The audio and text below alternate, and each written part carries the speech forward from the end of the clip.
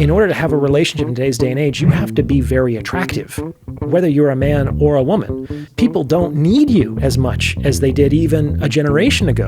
Is marriage even a good deal today? The contract is wild. Marriage is better than a high-paying job if you can get the right one. You only want to get married for one reason. What is that? I think the best reason to do that is... Orion, welcome back. Thanks for having me, Eric. I'm going to hit you hard right now. Is marriage even a good deal today?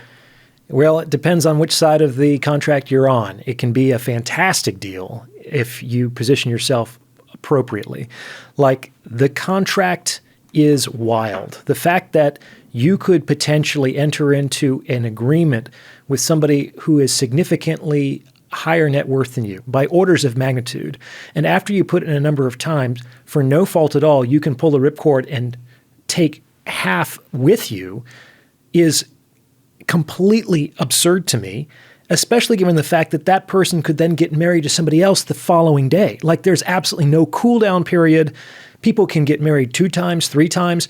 You can accumulate a vast fortune, obviously not very ethical. You know, people will be shameful of that strategy, but it clearly works, and it's clearly happening in today's day and age. Yeah.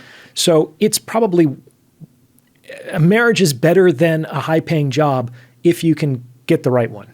Got it. And that's on the female side? It's usually the female side. It's not always, but it's generally on the female side. Got it. And I think you said something on another podcast where I think you said marriage, you only want to get married for one reason. What is that? Well, if you did want to consider marriage, I think the best reason to do that is if you want to have children, because I think that fundamentally marriage is a construct to support raising children in a secure and loving environment. And if you're not interested in doing that for whatever reason, or you think that's sometime in the future, just be 2 consenting adults who enjoy spending time with each other. There's no reason to enter into that contract. Mm-hmm. You don't even necessarily have to enter into that contract to have children, and that's becoming very prevalent in today's day and age as well. I know in California, at least, if you spend X amount of time, maybe it's X amount of years with somebody and you're living with them, basically they're considered your partner and that contract goes into effect. Is that Yeah, that's correct? called a common law marriage, and that differs from state to state significantly, depending on the amount of time. Some states don't have it at all. Other states, it's as soon as you move in together. It's not even a period of time after cohabitation. Yeah. That's why it may be wise to structure cohabitation agreements if you're looking to live with your partner but not get legally married, because it can be construed in that manner. It's probably better to just communicate this stuff up front, right? Sure, but this is all very businessy and not romantic. We're supposed to get into relationships because of our feelings and not because of any kind of lifestyle or material gain. Right.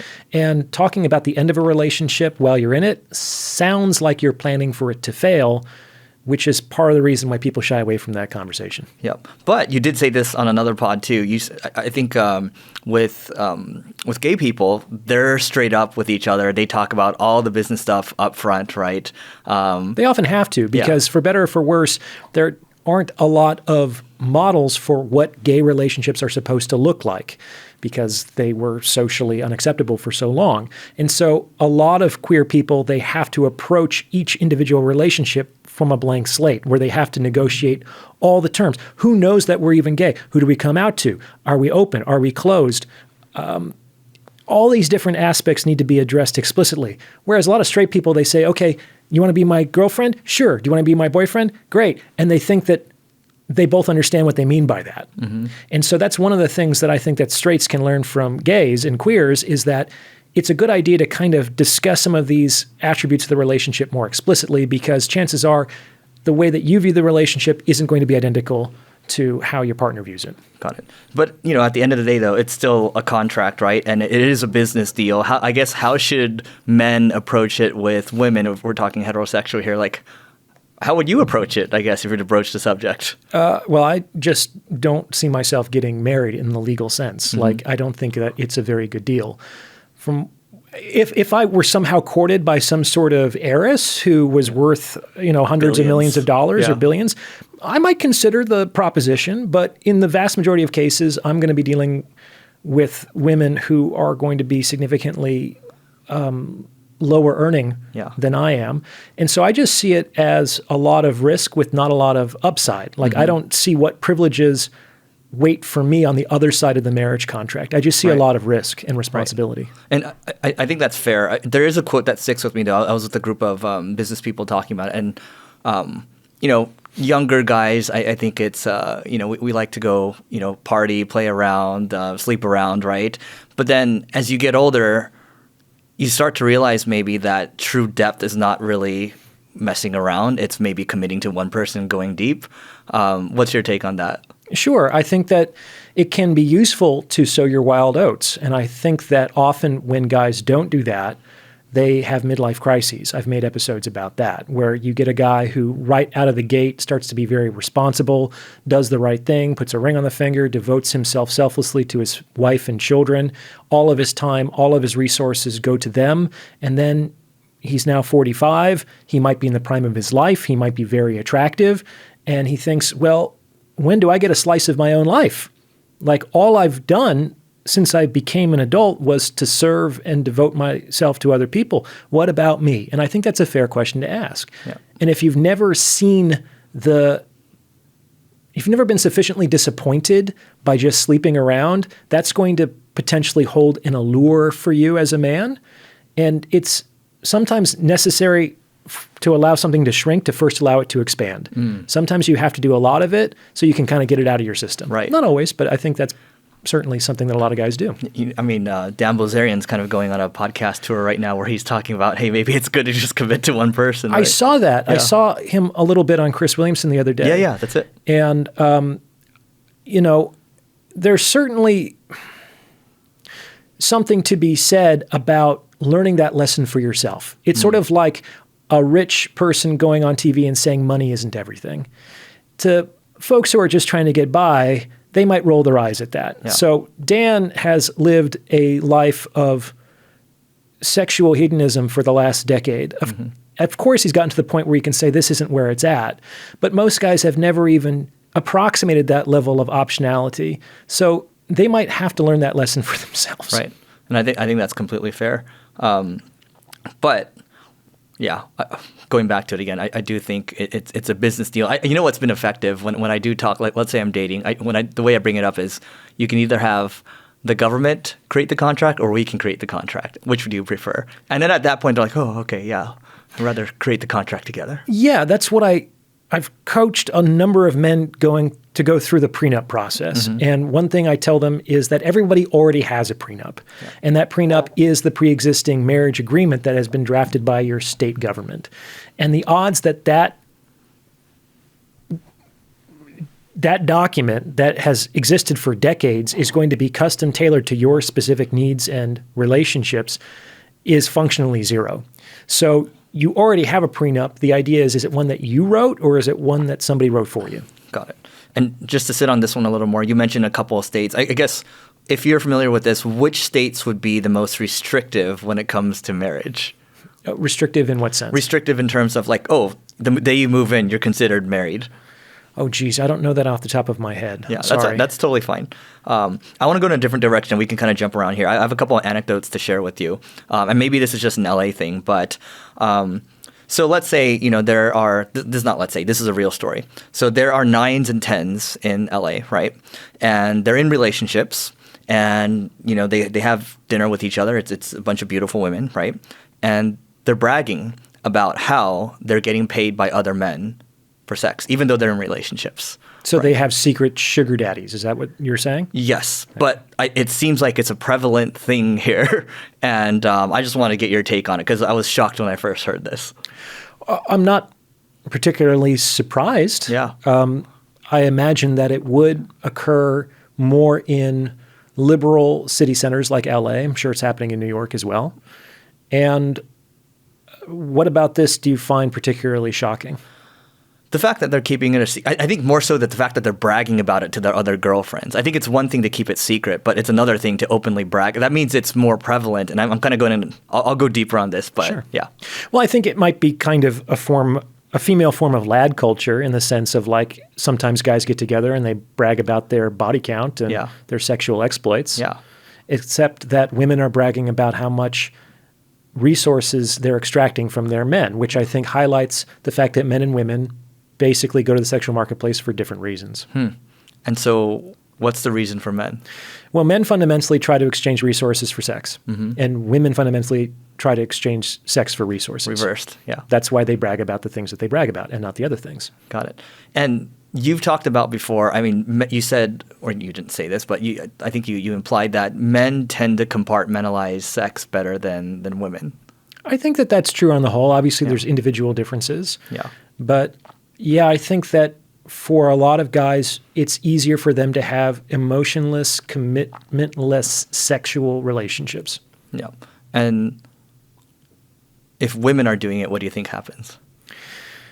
Well, they are doing it. Yeah. Like, there's definitely a lot of women out there today that are acting like men have acted historically, for sure. And some of them can do that. Like, that's not a problem for them. They can compartmentalize just as well as a lot of the guys. I think on the population level, there are those sex differences. Yeah. And I think that that's fair. I think it'd be very hard if you're continuing to have sex with somebody, which is a very intimate experience, that you don't develop some kind of emotional bond with them. Like, you don't have to fall in love with them. They don't have to be your soulmate. But like, you will start to feel differently about somebody the more that you sleep with them. And that seems to be just sort of natural and organic. And on some level, to resist that, you have to do violence to your own like attachment impulses. Right. So I'm going somewhere with this. I have a couple more anecdotes to share with you. So, I had a friend recently. So let's just say she was, an executive assistant to high net worth people. I'll just leave it at that. Okay. Nothing happens there. But then, so I'm like, I reach out. I'm like, hey, like, so how are things going, right?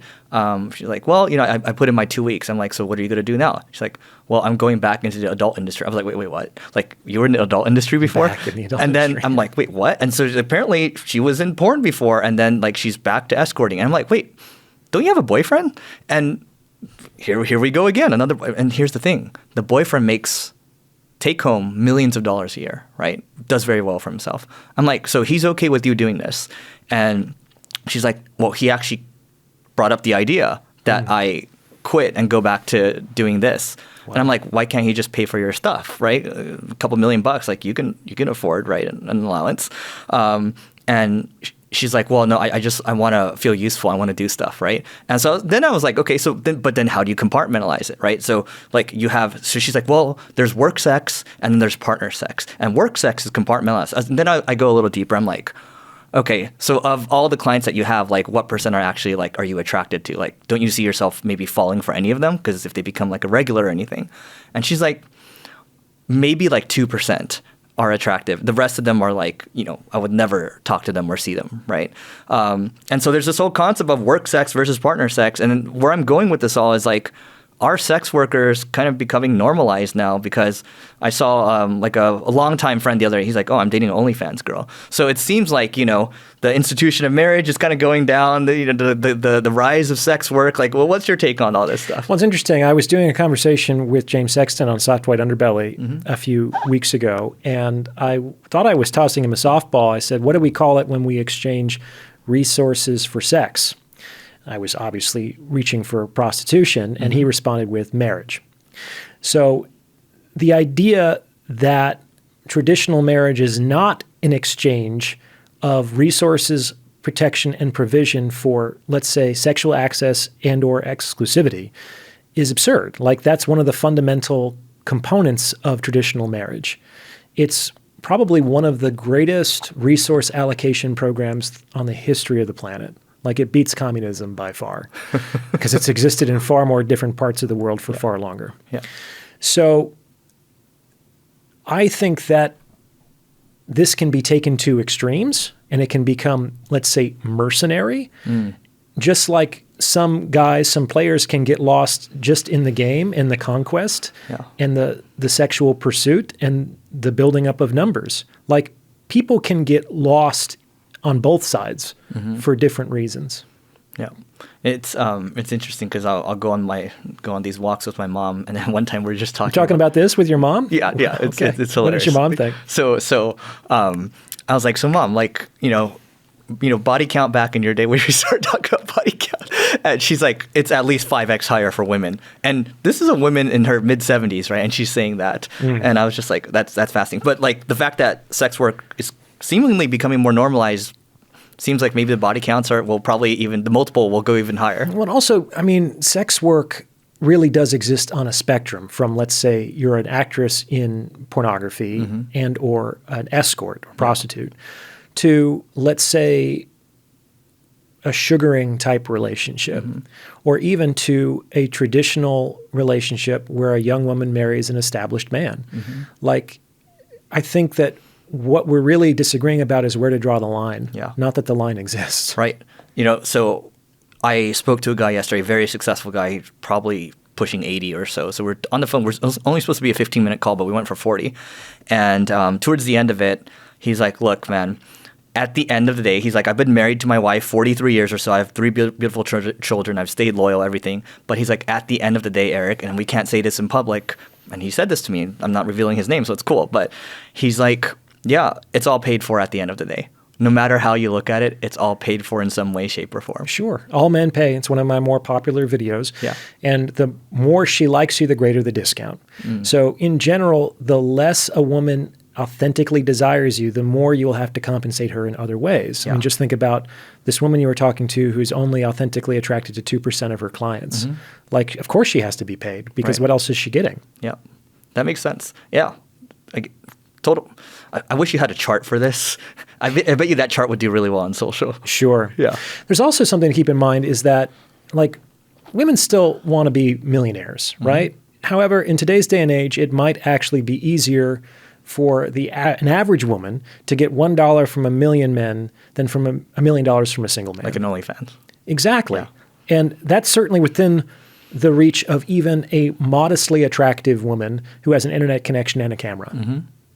Yeah, and you know, so I was at a YouTuber event maybe like a year ago or so, and I met an OnlyFans gal, and I was like, so I'm like, part of my like, I'm just really direct. I'm just like, so like, how much do you do per month? She's like, 100 grand. I was like, wow. Whoa. I was like, so like, what are you going to do with that money? And she's like, well, I'm like, she's buying real estate, super smart, good for her, right? And I'm like, so what happened? Like, when are you going to stop? Oh, I'll probably stop when I'm like 30, 31 or so.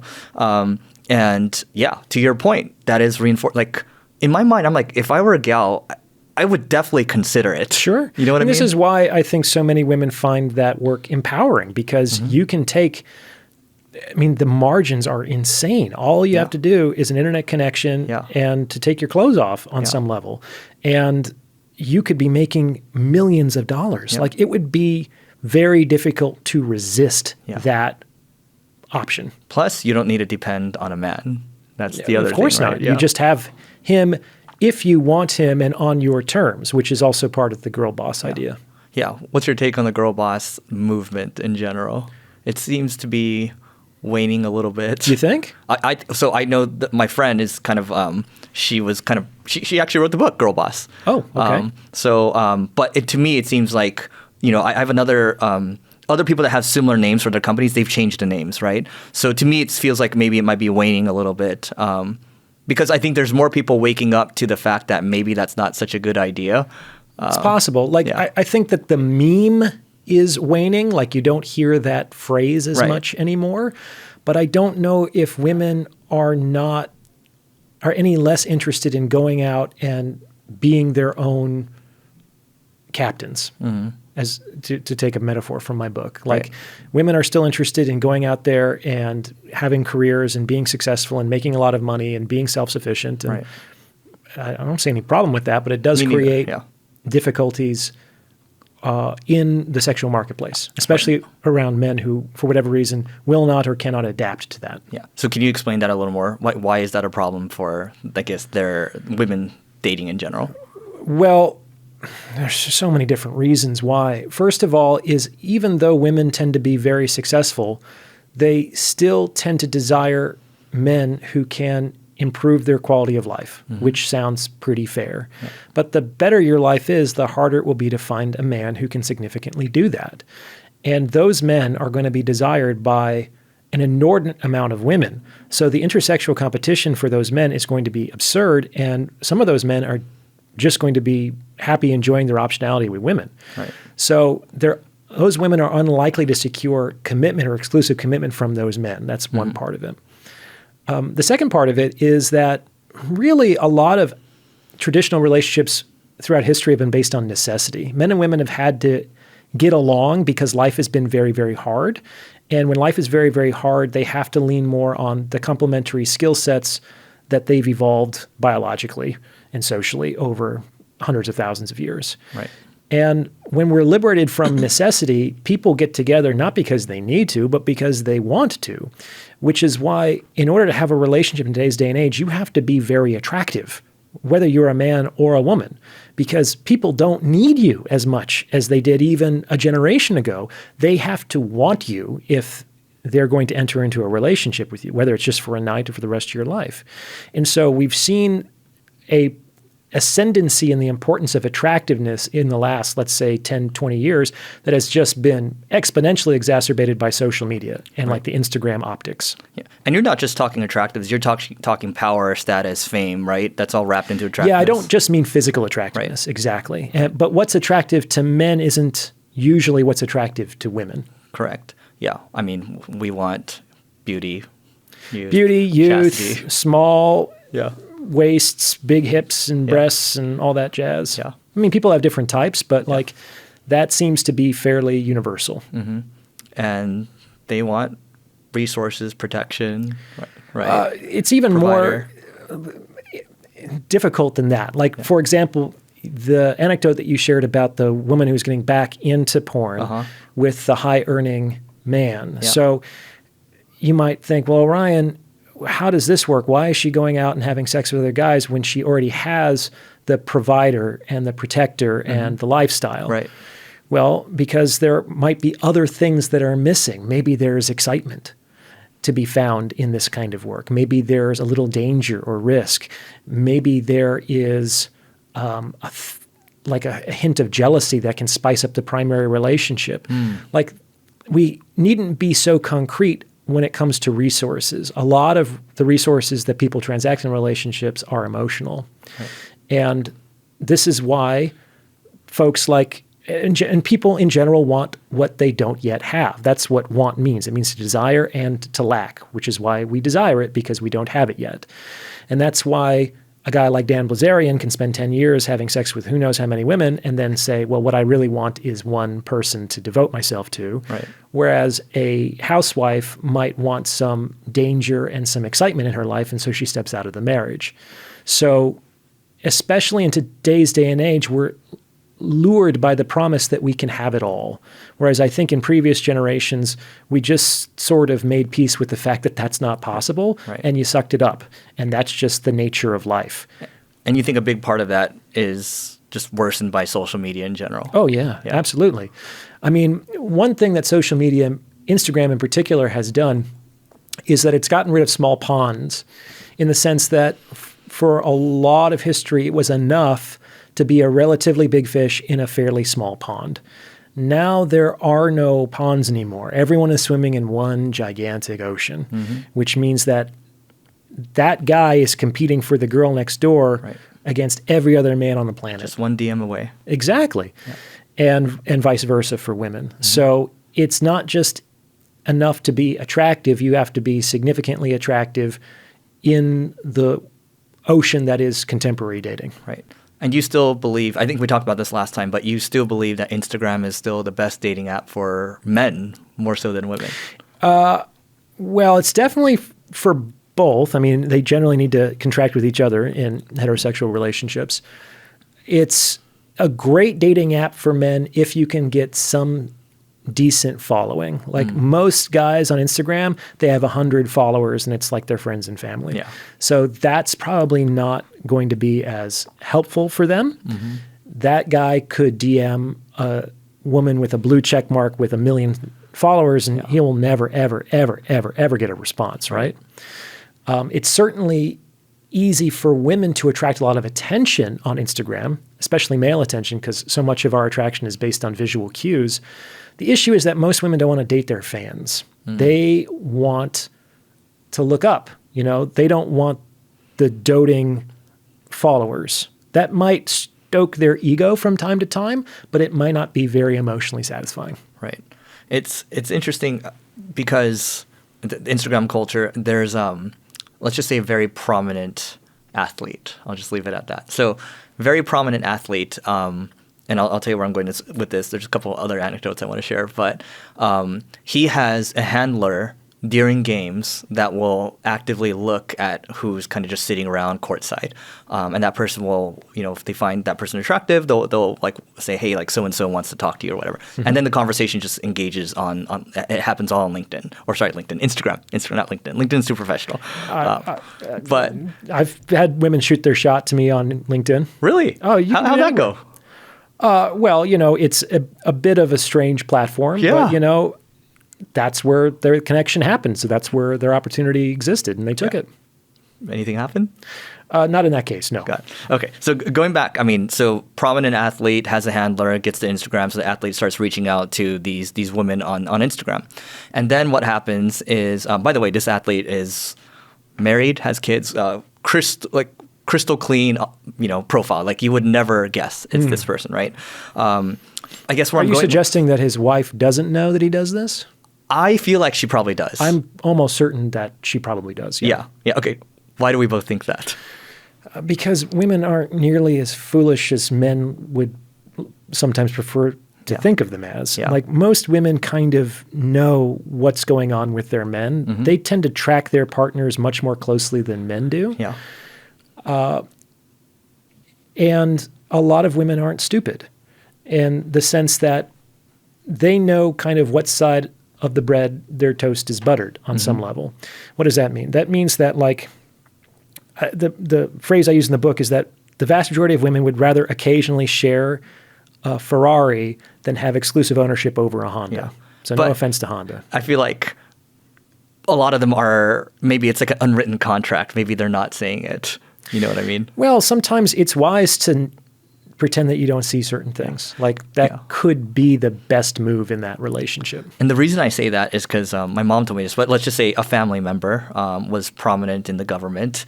And the rule for him, Taiwanese family, right, was just don't bring back another child, right? He brought back another child, but it's okay. So, and then my other friend, he has a Korean wife, and she's just like, go do your thing, just don't embarrass me, don't tell me. And it feels like that's a trend I see with more, maybe because I have a lot of Asian friends, that it's like, it's kind of in the contract, it's agreed upon. But in other cases, maybe other cultures, not so much. Not so much, but it does seem to be pretty deep in East Asian and Southeast Asian cultures. Mm-hmm. The best we get that in the West is probably France, where it's sort of like, everyone kind of has a mistress or another lover. And the idea that your wife or your husband was supposed to provide you with romantic excitement is absurd. Like that's just too much expectation for your spouse. Right. Like go get your romance from a lover. Mm-hmm. And you don't marry your lover. That's a terrible idea. Right. Because they're actually wildly different skill sets that go into making a good spouse and that go into making a good lover. Right. And the lovers probably would be, sugar daddy or sugar relationships, right? Or it could be whatever is missing in the primary relationship, right? Which doesn't always include sex. Like I know some men who have had emotional affairs, didn't even sleep with women, but because their primary relationship, their marriage was so conflictual, was so chaotic, was so critical, like they would just find a time to stay in a room together and just like hold each other tenderly. Yeah. Like that's what he was missing in his marriage. Or just talk. For sure. Yeah. Or of course, if you have a dead relationship in terms of the passion and the sexual interest, then just the excitement of re-exploring your body and feeling desired could be compensation enough for stepping out of your primary relationship. It makes all the sense. I remember a long time ago, there's a TED Talk with the sex worker, and this got a lot of views. She said, look, at the end of the day, when my client hugged me, he started crying. He's like, I haven't had a hug for 3 years. And she's like, at the end of the day, what we're really helping with, like you pay your therapist or whatever, but like we are helping with intimacy and companionship. I definitely buy that. And I think men in particular are starved for non-sexual touch. Mm-hmm. Like, no, guys don't get touched. And if they do get touched, it's occasionally in a sexual way. Yeah. And it's tough for guys. It starts to get really lonely. The amount you have to push when it comes to like your work, your business, and all the things, it starts to get really lonely. And yeah, you don't get the things that you might not have had a hug for 3 years. Yeah, that's rough, man. Yeah. I got to take a minute to tell you about the Agency Owners Association. This is a peer group for agency owners, think YPO or EO, but for agency owners. And I just wanted to read you a couple of testimonials. So this first one comes from Carrie, and we asked her, what do you like most about the group? She said, having a group of people to discuss and bounce ideas. The leads are great too. Yes, we share leads in this group as well. This one from Orion, he says, the ability to really post whatever I want and need, and the group responds. Great experienced members. Getting a lot of insights from conversations with other members, getting a lot of value from sessions from Eric, getting advice from others as well. And so if you want to grow your agency faster and you want a peer group to do so, just go to marketingschool.io/agency. This is a group that both Neil and I created. And our hope here is to create a vibrant community of agency owners and do a lot more with it in the future. So again, marketingschool.io/agency, and we'll see you inside. Now, you talked about, I think it's good to review a concept here that we talked about last time, but monogamy is one thing, but you brought up the phrase monogamish, right? Can you redefine what that means? Yeah, I was just on a podcast this morning and I was finally reminded where that term came from. It comes from Dan Savage, who is a gay relationship consultant based out of Seattle, I believe. As far as I know, he's the one who invented that word. So I'm not trying to steal his idea, but I think it's a fantastic idea, which is that it's certainly possible that someone can be 90 or even 95% monogamous and committed to one person, but that extra 5% could just be a bridge too far. Mm-hmm. And the idea that, well, you're either all in for the rest of your life with one person, or you deserve to be alone because there's something broken or wrong about you because you can't have one single sexual partner for the rest of your life, I think is, well, besides being judgmental and moralistic, is just wrong. It's just absurd. Right. That's not how so many people seem to be wired deeply. And how do people react to you in the YouTube comments when you say that? The monogamish stuff? Yeah. And by the way, I agree with you. On my channel, generally fairly positive. You know, most people aren't going to follow me if they disagree with my content too violently. Yeah. So I can just imagine all the really romantic people pushing back on it, but it is true. It's like it does. Monogamy kind of seems like an absolute. Well, it is. As I talk about in the book, the origin of romantic love is transliterated religious impulse, basically, and just like the original religion that became romance was monotheistic, the relationship ideal under romance is monogamy. Right. We've taken one God and put them in another human being. Is it true in the past, you would know better than I would, I think, here, but in the past, so for example, if you're like a Genghis Khan, right, you have, hundreds of wives, right, and like thousands of kids. Yeah. But I've also heard that in the past, before religion really kind of took form or became overly popular, that women also had many men as well. Well, it depends on how far back you want to go. Yeah. Like this is talked about in Sex at Dawn. Have you read that book? No. It's an excellent book, and it describes what sexuality might have looked like in prehistoric days by examining, let's say, more primitive cultures that still exist on this planet. And in a lot of cultures, there is no monogamy. It's like everyone kind of belongs to everybody else. And I think one of the arguments for the institution of marriage and monogamy was to ensure paternity. And why would we need to do that? Because now I have this private property that I would need to be sure stays in my family's line. But in a lot of these tribal cultures, it was communal living. Like no one had private property, and no one really needed to know who was biologically related to who because we were going to raise all the kids as a village anyway. The idea also that sex would then lead to a child 9 months later probably took a long time to figure out. Right. I mean, we only have 5,000 years of recorded history, so not very long. Yeah, we probably figured it out in the last 5,000 years, but who knows in those first hundreds of thousands of years of human modern evolution, did we just do something because we felt the impulse and then like 9 months later there was a consequence? That's a ways away. Right. That's a long temporal distance between cause and effect. Right. So the idea that we're going to regulate sexual relations across that timeline would require actually a huge social apparatus to do so. Got it.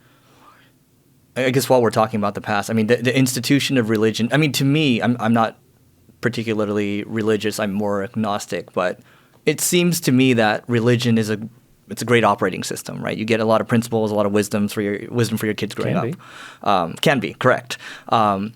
And now it feels like maybe less people are religious, more people are kind of like, it feels like things are crumbling. I remember you were on a podcast talking about like, it's kind of a crisis right now, right?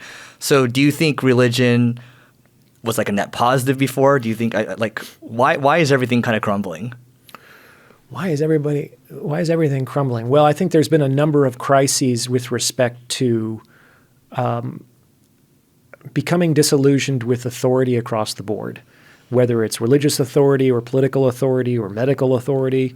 Yeah. Like, we've since learned very painfully in many, many different ways that our gods have clay feet, which is that the people in positions of power are also human too, and may be no better or worse than we are. And that can be extremely terrifying for people who need a sense of organization and power to kind of like stave off natural anxieties about being alive. And so I think that's also why people tend to flee from too much freedom, and they put themselves in restrictive structures because too much freedom is just like boundless and vertiginous, and people can't handle it. It's like standing on the precipice of a really tall mountain.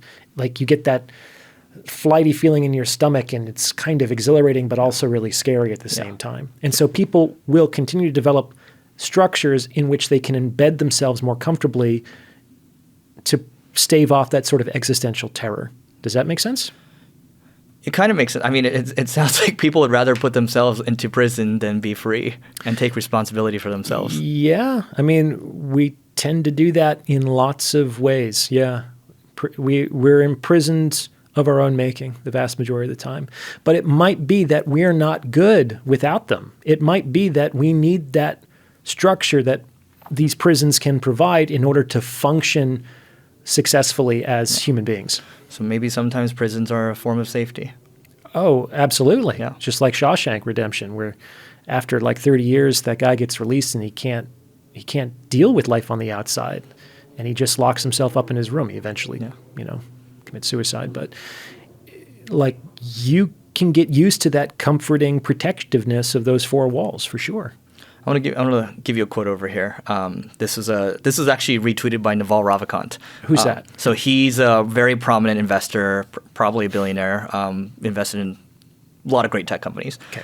So he retweeted this. It says, "The rise of the masculine men and feminine women versus masculine women and feminine men." The rise of it. Yes. So he's like observing that this is happening, or is he calling for it? He's saying this is happening right now. You're seeing masculine men pairing up with feminine women, and then they're going against masculine women and feminine men, right? Because it seems like things are kind of changing in front of us right now. The dynamics, especially in the United States. Sure. I think that there certainly is some truth to that. I think that gender expression does exist on a continuum, and generally the more you swing in one direction, the more likely you're going to be attractive to somebody who is that same distance away from the center. So like super masculine men often tend to end up with super feminine women. And those who are closer to the middle, they're more comfortable with those more egalitarian relationships. Yep.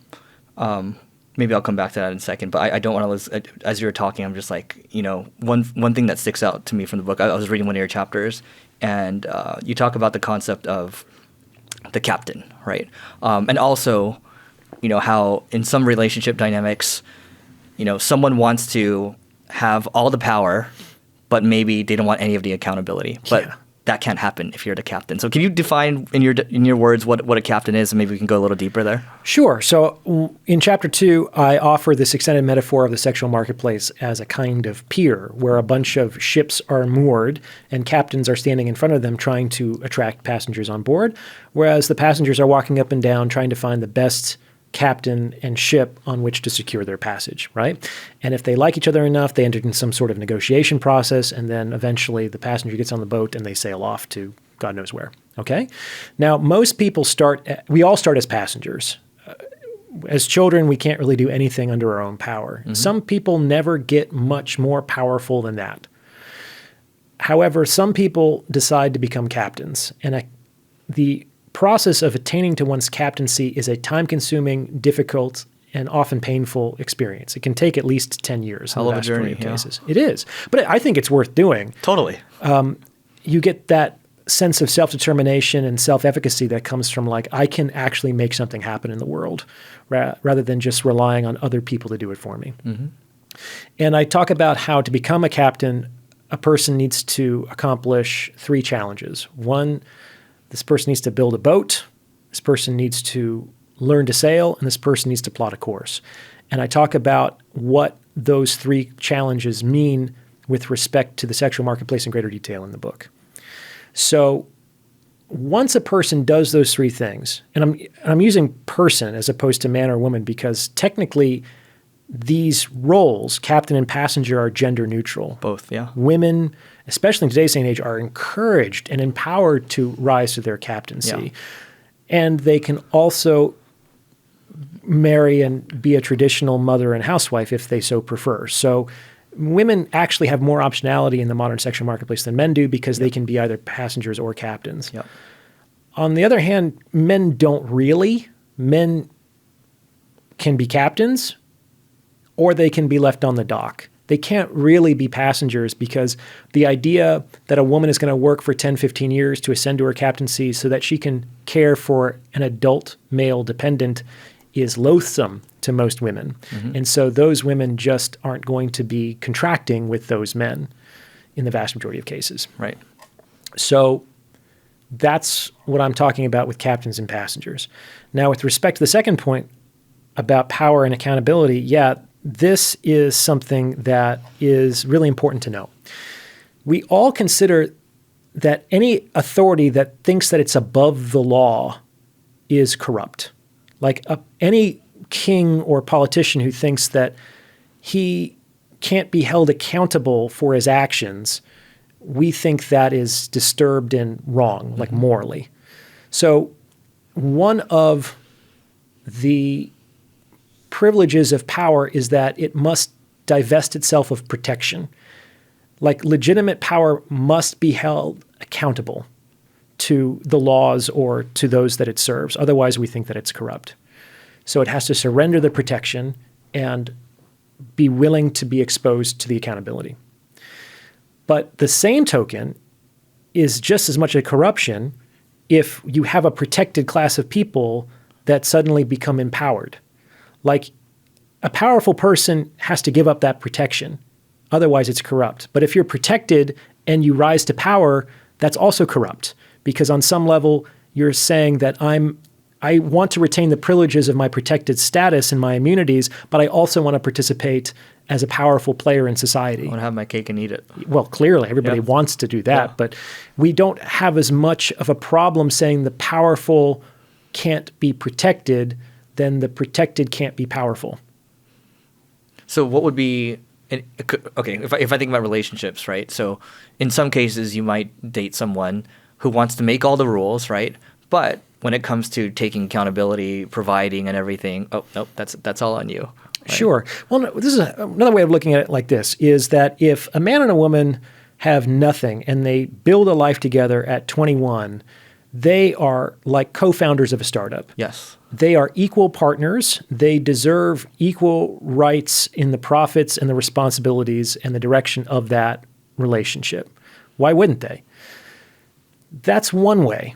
On the other hand, if you're a woman and you're entering into a relationship with a man who's already spent 20 years attaining his success and has built his business and made his millions and ascended to his status, you then can't come in and expect to be an equal power broker with that guy. And yet many do. They do, but that's absurd in my mind. It's like only founders get equity. Right. If you come after the company has launched and it's successful, you get a salary at best. Right, because they've taken all the risk up front.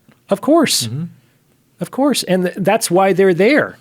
Like, the reason why a lot of women, in my mind, reasonably don't like the startup idea is that most startups fail.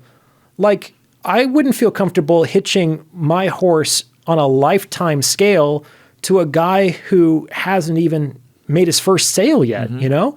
Like, that would be too scary. That would be too risky. Yeah. I haven't thought about it in terms of equity terms, because once they meet a man that's, 10, 15 years into it and they're established, they get 50% equity that's a really good deal. Exactly. If they get married under that contract, it's a great way of basically increasing your net worth overnight. Yeah. And you can do it multiple times.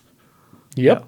Yeah. It's going back to the captain thing, and this goes back into East Asian relationships, I suppose. But my mom was very much the breadwinner. So she was the provider and she was the caretaker. So 2 in 1, right? Wow. And I've seen a lot of that in a lot of my friends where the mom has full control and she's running things and she's the breadwinner. But I, had one of these walks with my mom again. I'm like, did you actually like doing that? 44 years of doing it. Did you like doing it? She's like, no. It took me out of my feminine. I became the man. I hated doing it. There's nothing more to like, and that's not to blame my dad or anything. It's just saying that she felt like she had to take control. And I've seen she loses her composure's kind of low.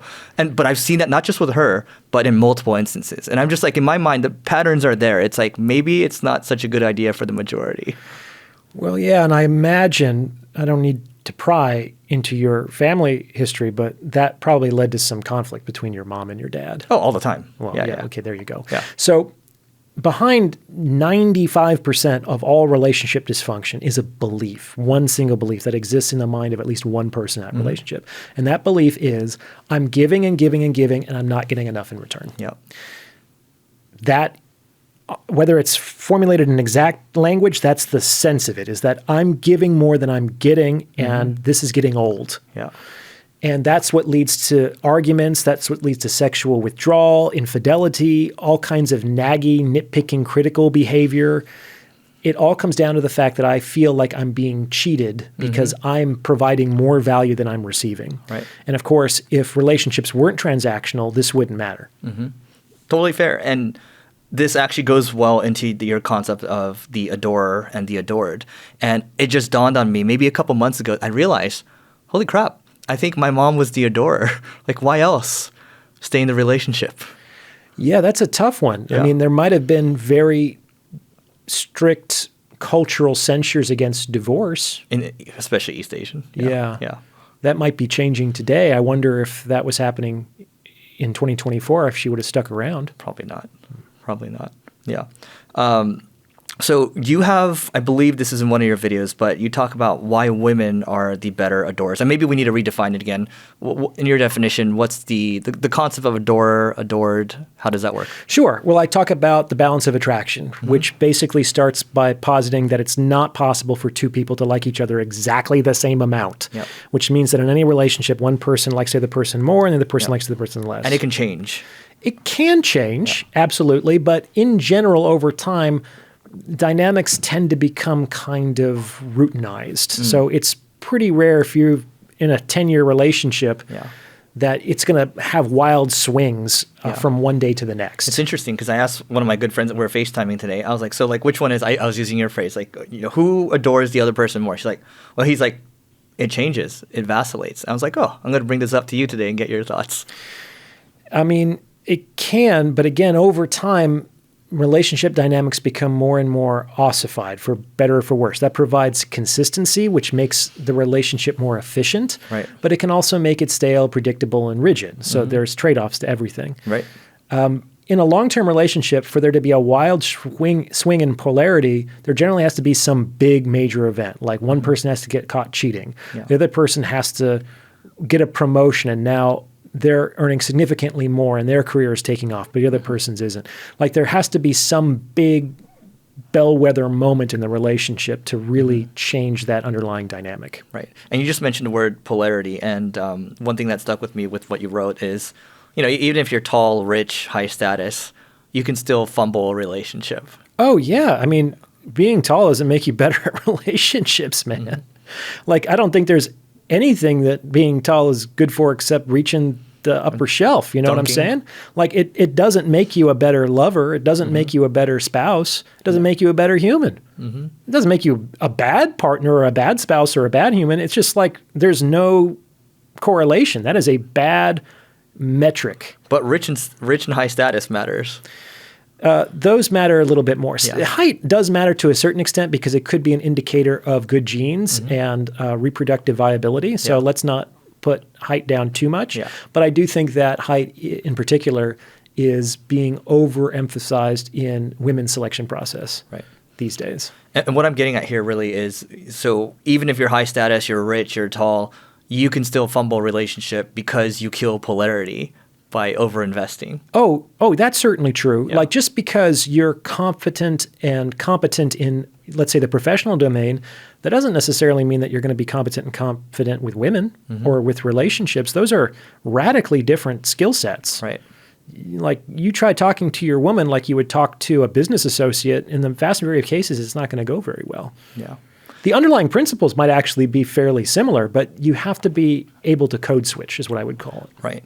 It's a weird thing that humans do, right? Like the kinder you are, sometimes people take it for weakness. They take it for a bunch of other things, like, oh, are you hiding something, right? It's misguided. Sometimes when people like someone, they feel motivated to do nice things for them. But the idea is that you can't like someone into liking you more. Right. That's not possible. And I think we all make that mistake at some point in our lives, hopefully very young, and then we get over it. Right. I mean, going into dating a little bit, I mean, there has to be a push-pull. If it's just one side pushing the whole time, it's not going to work out. Well, let me go back to your question about why women make better adorers, which is something Which is what I want to come back, yes. Yeah. So there's the adored and the adorer, and they're gender neutral, and they both have their pros and cons. There's trade-offs to each. It's not like it's better to be up here. They just have different attributes to their positions. And the most defining attribute to the adorer, the one who likes the other person more, is that person gets to feel more in the relationship. Whether it's the man or the woman, the one who's adoring the other is the one who waits anxiously by the phone and is disappointed when the call doesn't come, or exhilarated when it finally comes through, and looks forward anxiously to the next encounter and worries that it's not going to. It's like this person feels all kinds of things, both good and bad, far more intensely than the person up here. This is because the adorer gets to be with the one they love, which is pretty much one of the most powerful and exhilarating experiences a human being can have. On the other hand, the adorer just gets to be loved by the one they're with, which is much more muted and temperate with respect to the emotional climate. And this is one of the reasons why I say that women make better adorers, because in general, women are more likely to look for the door for emotional reasons. I don't feel the same way anymore. I feel like I've fallen out of love with you. Right. Like those might be very valid reasons for a woman to leave a relationship. Whereas men can do that too, but I think they're more likely to stick around maybe out of a misguided, potentially sense of duty or obligation than women are. Right.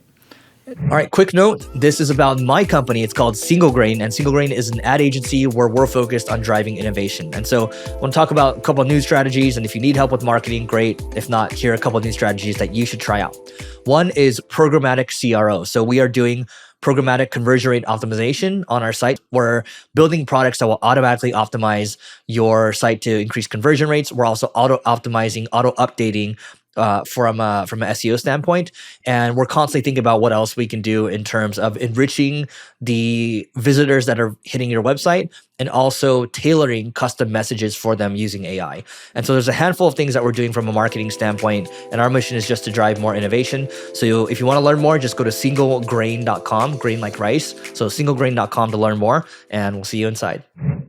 As you're talking, I was just thinking about one of my friends. He's got a fiance, and he's the best possible option. Like, I don't think she would ever leave him, right? Great. And I guess the question is, like, as long as you're the best possible option for your partner, she's not going anywhere. Or he's Perceived best option. Perceived best option. That's the important part. So how do you define that? Well, objectively, a person might be a person's best option, but if for whatever reason that person cannot see that, right, and that person might be deluded as to what he or she could get on the open sexual market, that person might not stick around. Right. It's all based on perception. Right. And speaking of perception, you mentioned that if the man gets jealous, right, he is actually training her to figure out, who's actually a better option. I see what you mean. Yeah, I did an episode on sexual jealousy. And one of the points that I think is important to consider about jealousy is that we only experience jealousy when there's a perceived threat from a perceived superior option. Like if your girl gets hit on some unemployed, overweight loser of a dude, you're probably not going to feel jealous. No. But if the guy is taller, he's got a better head of hair, he's worth more money, he's got a six pack, he drives a, whatever, you might feel intimidated, and that jealousy is actually an emotional signal to like amp up your mate guarding behavior, which you can do more strategically than just getting upset and trying to control your partner. Right. Because in the moment that you reveal your jealousy, you're basically communicating to your partner that whether or not you think that guy is better, I think he's better than me, because that's why I'm getting jealous. If I didn't think he was better than me, I would just be laughing at the fact that this guy was hitting on you. Yeah. I'd be like, go ahead, knock yourself out, shoot your shot. So that's not a good idea. It's not a good idea to communicate to your partner that there are better options for her available to her. Yeah. You got to keep that poker face on. You do. It's hard to do, but it's really important. Yeah. I'm going to come back to some of the adorer concept, but you're talking about monogamish earlier. You're not saying that men necessarily should just go around sleeping around. You're saying, hey, like maybe you find someone that you really like. Okay, he or she covers a lot of your needs, but every now and then, okay, maybe you need to go, get your fix, right? That can certainly be the case for a lot of men. Right. Is that how you kind of think about it? I mean, it runs the gamut. It's like, I think that when people approach the idea of any exceptions to complete and total monogamy, they think that they're just players plowing through a city. Right. And there are some men who want to do that, but most of them don't. Right. It's actually really hard and exhausting and expensive to do that. You don't get a lot of ROI, actually, because it takes a lot to seduce a woman successfully. Yeah. And if you make all of that effort and spend all that time and energy and money, and you only do it once, like if you succeed, you might as well get some return visits on some level. Yeah. Like I think most men would rather have a few stable lovers than just a spate of casual, nameless sexual encounters. Right. But it's not for me to decide that for the individuals in question. Got it. But there's another thing to keep in mind is that people also use the word monogamy and think that communication occurred. So, for example, is flirting cheating?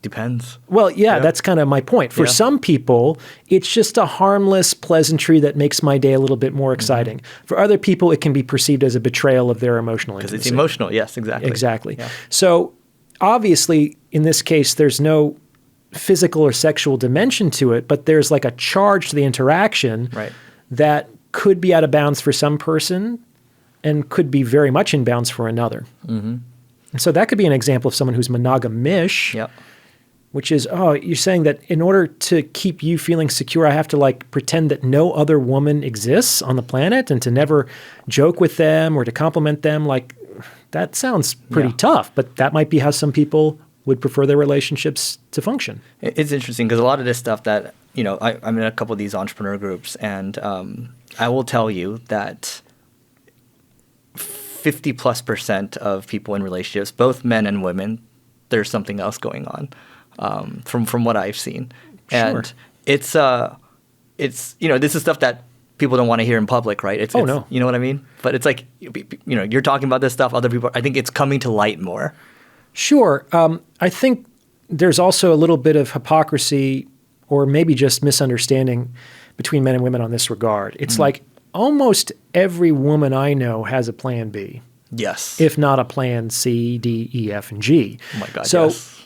These might not be men that they ever slept with or even hint that they would sleep with, but they kind of know they could get them if they wanted to. Yep. To their mind, there's nothing wrong about that. That's not cheating at all. There's nothing sexual. I'm not leading them on. And they're right. They're telling the truth. Let's assume that they are. But that's also not quite fair. It's not 100% honest. No, it's not. Yeah. And that kind of optionality, that kind of safety net is definitely going to impact how she shows up in that relationship. Whereas for better or for worse, most men do not have a plan B because they're not attractive enough to have a plan B, C, D, E, or F. Like that takes a lot of time, energy, and effort. Yeah. So that means that just passively, most women tend to have more options than most men do. Yeah. And that definitely impacts the power dynamic in the relationship. They also get a lot more inbound too, so their pipeline's a lot fuller. Sure. Yeah. I mean, some women get hit on, hundreds if they're on social media. Oh, yeah. Per day. Yeah, per day. And women often get hit on in ways that they don't even appreciate as men hitting on them. You have, I want to talk about the numbers behind it because you've clearly thought about this. I remember there's a couple episodes where you kind of break down the economics of dating and what makes sense and what doesn't. And so you have a quote here. It says, overpaying is the cost of winning for men. Maybe we'll start there. Overpaying is the cost of winning, period. Like whether you're a man or a woman. One of the things that you can do is think of life like an auction house. So what happens in an auction house? There's a lot, and who decides? How is it decided who the lot goes to? Well, the person who pays the most, right? Which means that if you actually win, no one else in the room thought that what you bought was worth that much. Which means almost certainly you overpaid for that. Now, it might have been $1 you overpaid, or it might have been $1 million, who knows? But the likelihood that you paid exactly the minimum amount that you could have gotten away with that still beat out of all your other competition is vanishingly small. Right. So you paid more than you needed to secure that lot, and that's the cost of winning, is you have to be willing to pay more, to do more than anybody else is willing or able to do to win that lot. Right. Now that could be closing a sale. Yeah. That could be securing a relationship. Right. It's like the universe lives closed. In terms of the particulars, most things actually are zero-sum games. Right. If I want to marry that woman, you can't marry her too. If I want to hire that employee, you probably can't hire him too, So we're fighting over the particulars in the context of, I think, overarching abundance. So we have to balance the scales. Finite resources. And by the way, overpaying is not even just money. It could be emotionally overpaying or paying with their time too. It's a lot of things. It's generally that. Like, the example I gave in that episode, I think, is of an Olympic athlete, which I think is kind of germane since we just went through the Olympics, which is, how long does it take to stand on the winner's podium and to get that gold medal? It could take 10 years of sacrifice and effort and heartbreak and loss and recovery and discipline. And then you stand up there and your heart swells with pride when the national anthem is played and they hand you the flowers and you have a beautiful 3 minutes.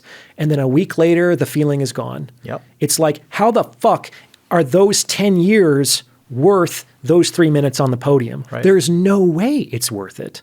Like the gold medal isn't worth it. Yeah.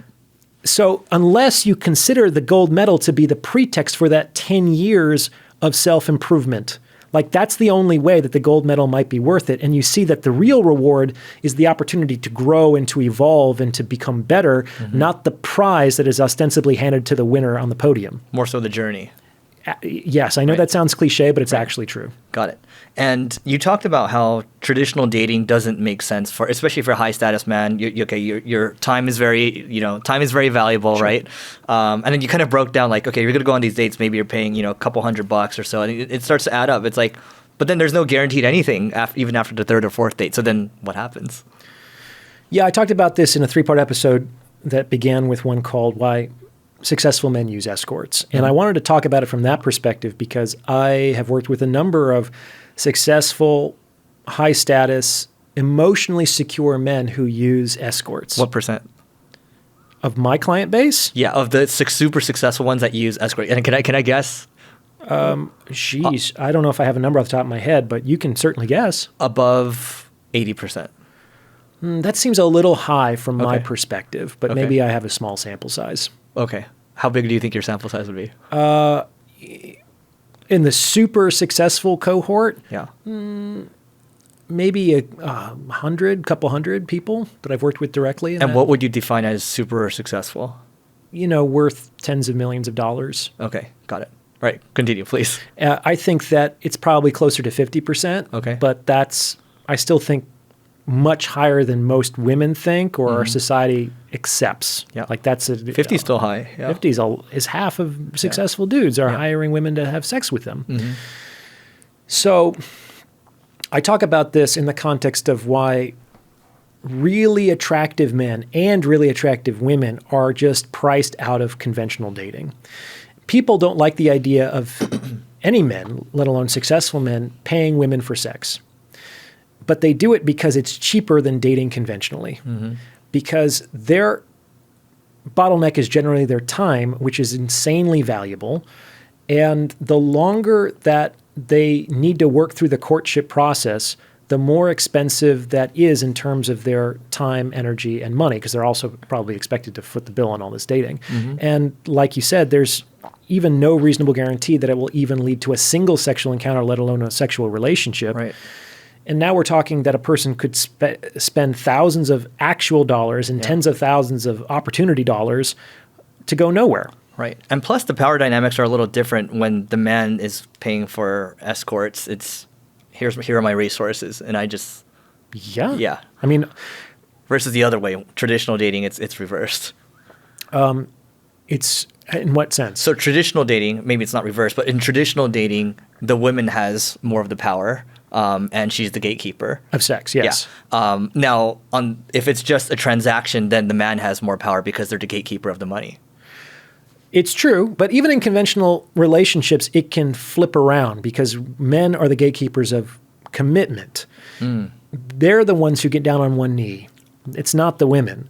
So women often make men jump through a bunch of hoops in the beginning to get laid, but men can make women jump through a whole bunch of things for many, many years to get that ring or that commitment. That's true. So it does kind of balance out, but on the scheme of things, we tend to prioritize the female gatekeeping because you have to have gone through that gate before you get to the second gate, because in our culture, sex precedes commitment. So a lot of guys just see female gatekeepers with the doors closed because they haven't gotten far enough along in the relationship process to realize that the women are going to want to get in their gate too, and now the turns have tabled, as it were. Right. And more successful, let's say these men are, let's say they're older, maybe they're in their 60s, 70s. They've probably had their kids already. They've been married. They have no more interest in dating anymore. They just want to go for the transaction. That's a huge part. Yeah. So older guys who are generally divorced, sometimes they're widowed, widowered. They have their kids. They just want something that's sorry. That's all right. That's sweet, that's loving, and that's on their terms. And they're actually willing to pay a very high price to be able to have relationships with women more on their terms. Right. It's interesting because I've had a couple of friends, they've had some nice exits, $200 million or so, and they're married. They're like, Eric, highly recommend you get married, have kids, try it, but I would just never do it again. And so it leaves me jaded. You know what I mean? It's just like, because I some of the philosophies, like, talking about, like, hey, it's a tough contract. It's a tough deal, right? To stomach, the basic concept of marriage. But I hear that constantly over and over from a lot of people, and it's tough. Well, it's also tough because you can hear that, but if you allow that advice to influence your decision making, people will think that, oh, you're a coward, or you're an incel, or it's like the only legitimate reason to not be married in our culture is to have been wounded, which means either you're divorced or you're widowed. Like, that's the only way you get out of fighting. You get your Purple Heart, and then they don't have to send you back to the front. Right. But if you just say, hey, how about I don't have to go to the front at all? They're like, no, you got to get shot at. Well, I might die. Yeah, that's a risk we all have to take, but like, you got to man up and do it. Right. So there's an element to that with respect to marriage. Like, if you're 50 and you're unmarried and someone says, why aren't you married? And you say, actually, I watched my wife die of pancreatic cancer. People are going to say, like, oh, I get it. No problem. Yeah. But if you're 50 and unmarried and you say, I just never really saw the point, they look at you like you're from outer space. Yeah. That's today's society. I mean, I will say though, I would want to, because I actually do want to have kids. So that's the one thing that like overrides everything else. But that's a personal thing. You have this interesting quote here. So Orion, why should people get married after they've been together for 30 years? I have a quote about this. You said this. Yeah. I said this? Yeah. So it makes a lot of sense to me. Okay. So okay. Yeah, enlighten me. What did I say? Instead of getting married in the beginning, you get married, you celebrate everything after you've lasted 30 years. Oh, I see. Yes. You remember this? Well, yes. Have the wedding as opposed to get married. Yeah. To my mind, it's always a little peculiar that we have the big celebration at the beginning. It's like, you guys haven't done anything yet. It's like people celebrating the fact that they raised money for their startup. Or that you just founded the startup. Yeah. Like you registered the trademark. Right. It's like, it's going to be a company. Yeah. What are you celebrating? Exactly. Yeah. Like maybe after you've grown it and it's IPO'd and you have this enormous payout and you've now provided job opportunities to hundreds of people and value to millions. Yeah, that's what we're celebrating. So maybe it can be a both and as opposed to an either or solution. It's like, what if we had a big party when a couple's children have all successfully launched? Because it's almost like mission fucking accomplished. It's like the two of you came together to start a family, which is a crazy thing to do, but you guys fucking did it. Right. You brought children into the world, you raised them, and now they are functional adults. Let me shake your hand and give you a present. Like, that sounds like a good idea, but we don't do that. Right. And you've not been married before, right? No. Okay, neither have I. And so, like, one of my friends who got married, got divorced, he's like, the one thing I'll tell you, Eric, and he's back with somebody else now, but he's like, the one thing I'll tell you is that the one thing I don't regret is spending money on that wedding. And I was like, wow, interesting person. Like, you and I wouldn't know because we haven't been through it, but it's just like... Well, James had a good line, which was functionally, he wouldn't want the first time that all of his loved ones got together to be his funeral. And there's some truth to that. Right. It's like, it's actually pretty rare to bring a lot of people together in a celebratory and loving context. Yeah, and the argument for it also is we don't celebrate enough and we don't get our friends together enough. So that's another argument. Especially guys. But maybe you do it twice. You know what I mean? Why not? I mean, you see people renewing their vows, right? And they have a big celebration for it. Okay. I have to ask you, I mean, you're a deep thinker. You've got this book over here, which I might want to go back and talk about your business like we did last time, but maybe I'll save that for a little bit. But what have you changed your mind on in the last 12 months?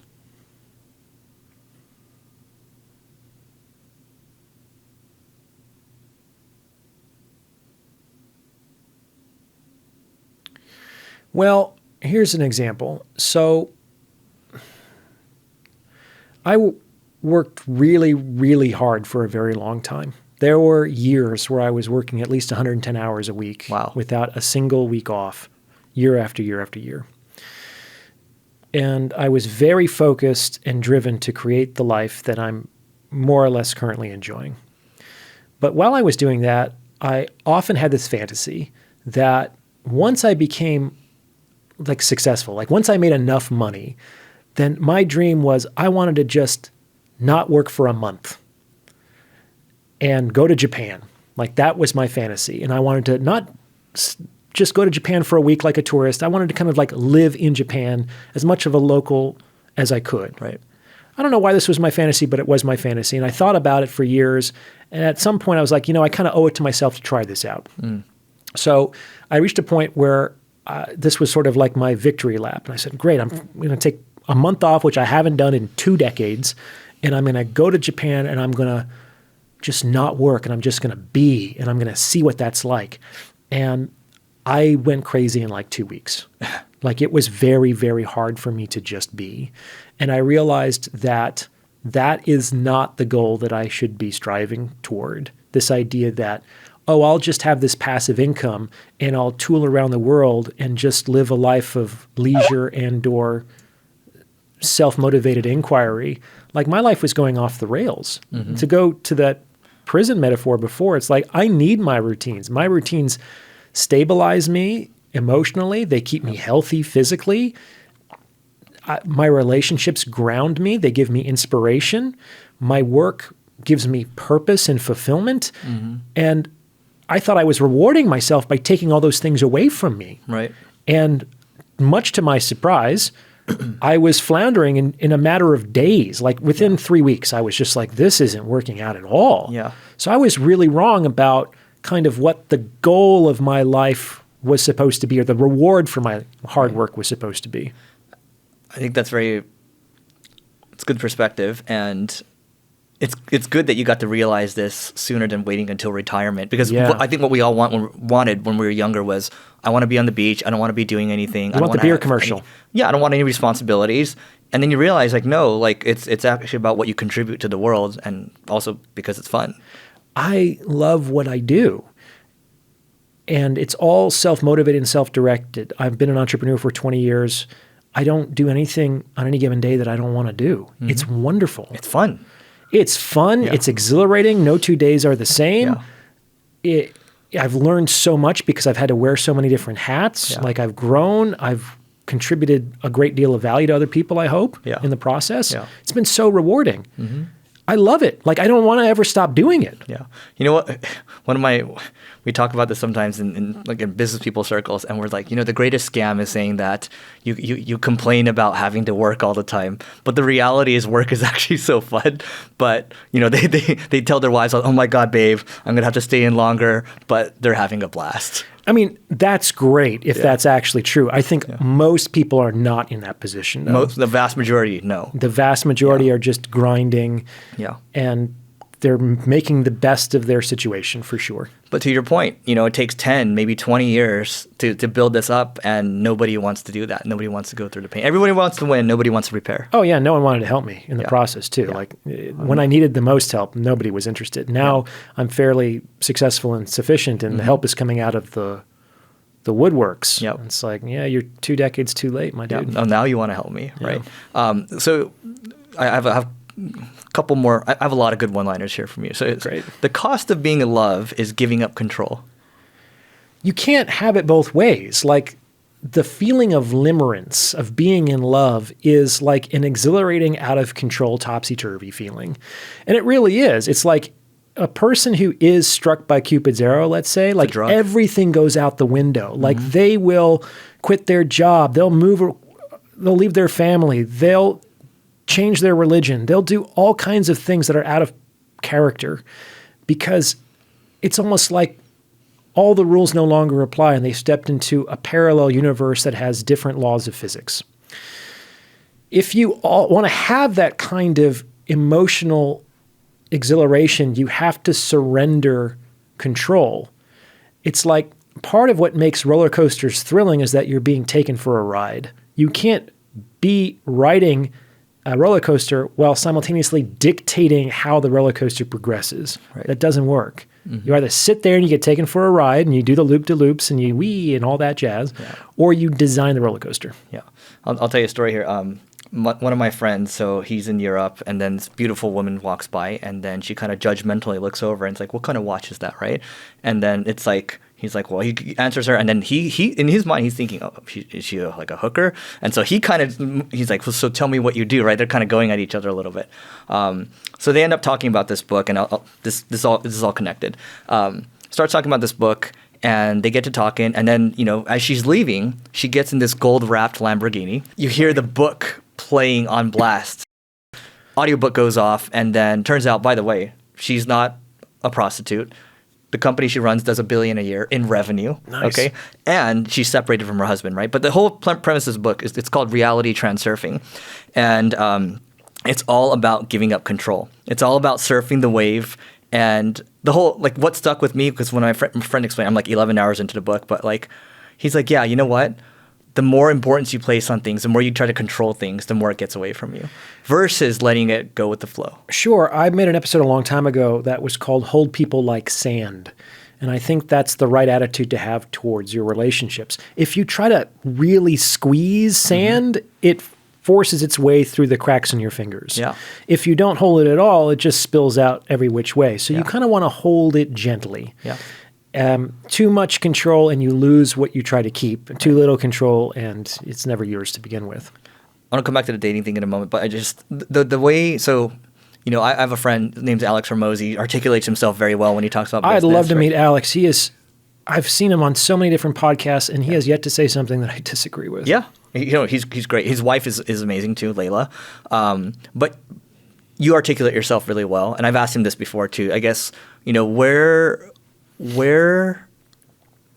what does your learning stack look like? What are you consuming, right? Because it's pretty up there.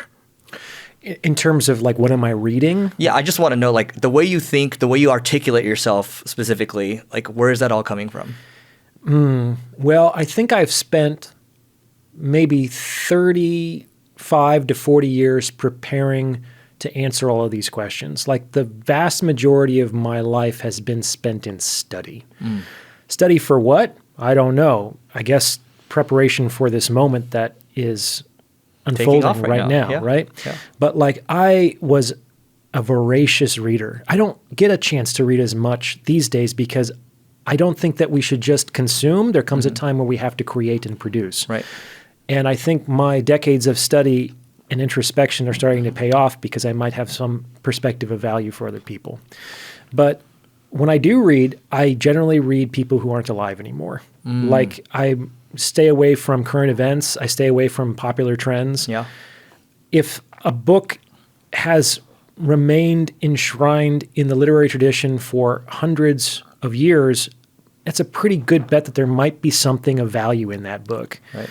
So, for example, I also like to do lists because if I'm only guided by my own preferences, I tend to just get more of what I already know. That said, if I just randomly choose shit, it's often not very good or satisfying because extraordinary things are rare. Right. So I often find lists that are curated by experts in the field, and I surrender to those lists and just put myself through a course of study, for instance. Got it. Reminds me, we're talking the Lindy effect here. If it's been around for 1,000 years, it'll probably be around for another 1,000 years. So maybe, but there's certainly something in it that many, many people have decided is worth preserving, and we should be reticent to throw that out on a whim. What would be some of those books, if any, come to mind? Yeah, a great series that I've been working through is the Penguin Great Ideas book. There's 120 of them, and they span from, let's say, ancient China 120 books? There's 120 books, Okay. yeah. They're generally pretty small, from 100 to 150 pages. Yeah. All in the public domain from some of the best cultural, philosophical, and psychological thinkers that humanity has produced, from ancient China to, let's say, contemporary America. Right. And I haven't read a bad book. Like, it's exposed me to some ideas and some authors that I never would have chosen to read on my own, and that's what's great. It's allowed me to expand my horizons, and I've yet to read a book that I don't get anything from. Yeah. What's it called again? I just want to write it down here. Oh, Penguin, the Penguin imprint, published. has a line of books called the Great Ideas series. Okay. They have great design, too, so they're very attractive. They look good on the bookshelf. But I'm also very careful about what I consume. Like, I don't consume a lot of political content or social commentary. I really like to go to the primary source. I want to make up my own mind. So I'll read the bill that people are arguing about, or I'll listen to that person's actual words or read their book and make up my own mind. Right. In today's day and age, we often don't know what to think. We know what we're supposed to think about certain things. Well, I think it's how whatever channel portrays it, and then they suck you into their way of believing it. And then before you know it, you're no longer thinking for yourself. Yeah, it happens pretty slowly for a lot of people. And it saves you a lot of time. It's like the Cliff's Notes. Oh, this guy good, this guy bad, great. That's all I need to know. Yep. We all just want shortcuts at the end of the day. Most of us do, Yeah. but that often comes at a high cost. I don't know if there really are shortcuts. No. Well, like you said, I mean, the quote that always sticks with me from Thomas Sowell is, there are no solutions, only trade-offs. Yeah, that one is really good. I use it in the book, too, Oh, do for you? relationships in particular, yeah. And we did talk about this a little earlier. So, okay. I think Danica talked about, so Danica Patrick is, for everyone, successful race car driver, right? And I think she was one of the only female race car drivers, NASCAR. I'm sure she's not the only one, but I think she's the She's only one of one the anybody first. would ever know. Okay, that's fair. And so she talked about, you guys had a conversation around, it seems that maybe more women today are defaulting back to becoming the traditional women, or is it that men are looking for more traditional women today? It's one or the other. So we were talking about going back to traditional relationships. Yeah, so my note here says, Danica Patrick talked about defaulting to a traditional woman, back to being a traditional woman today. What does that look like? Like you're not going to go to college and you're going to bake pies and bear children? I think it's more so, hey, you're going to be the caretaker while the husband is the provider and the protector. Yeah, you can do that. I think that there's definitely a push in a lot of social commentary to go back to traditional relationships. Now, of course, how far back is an open question. A lot of these folks, like the TradCons, want to go back 70 years, the 1950s. Yeah. But if we go back hundreds of years, that model of relationships didn't exist. In fact, that's a very anomalous moment in the history of intersexual relationships. So related to this, I read a comment on one of your videos, and this guy got a lot of upvotes on it. So he's like, hey, Native American here. He's like, I used to only date Americans before, specifically white people, right? And he's like, total disaster. He's like, but then I started dating people from Europe, whether France or some Eastern European countries, and he's like, everything has been pleasant. I'm now married to a French woman, and he's like, it's because they are traditional. So I think we're seeing a lot. I think we're seeing more content about people just saying, hey, we just want a traditional woman. We want to see a traditional woman. So I just want to see if you had anything to add to that. If not, I'll move on from this. I mean, I think it's going to be tough because most women in America aren't even thinking about getting married and having kids until their 30s. Like I have personally known many women in their 20s who think that they're never going to want to be married or to have children. Right. That just seems so far away into their future and that they have plenty of time anyway. Right. And that's difficult because why go to college? Why build a career? Why devote most of your adult life to a professional direction only to then surrender it when it starts to pick off? Yeah. So that's going to be a tough sell for a lot of women. Like, that doesn't make a lot of sense to me. Sunk cost bias. Sure, but like, I wouldn't want to spend 10 years preparing for a game that I never got to play. Same here. Yeah.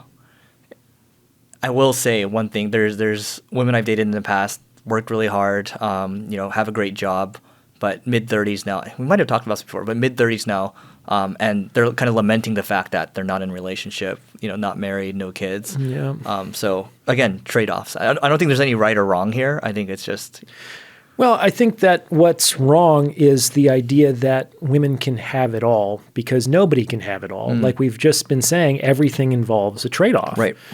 And it is possible for women to have the professional identity and to be mothers and wives. They might have difficulty doing both simultaneously, in which case I think it might make sense for them to prioritize the relationship first, because when they're in their 20s, that's when they're going to be most attractive to the men that they most would want to potentially marry and have children with. Mm-hmm. And if by the time they're 32, they feel like they've missed out on the opportunity to be an employee, they can go into the job market. Right. But it's much harder the other way around. I'll go back to my mom again because, again, we have these deep talks, so open about these things now. But, her whole thing was she wishes that she wasn't as loyal in her 20s and that she dated more. Sure. Because she would have opened up her pool a lot more. Mm-hmm. But because she was so loyal and because she turned away all the advances of the other men, she had to, and in Chinese culture, you're called if you're over 30 and you're not married, you're called a sinner, which means you're a leftover woman. It's over 30. I thought it was over like 26. They're raising the age? Well, I mean, maybe over 26, but by the time you're 30, you're like basically like, you're like dead to me. Versus like if you're a guy and you're over 30, that you're called some form of like hidden gold or hidden gem. Oh, nice. Yeah. Yeah, there's definitely some double standards when it comes to men and women in the sexual marketplace. Unfortunately. Yeah, they're never going to go away, though. Yeah. We should just sort of accept them.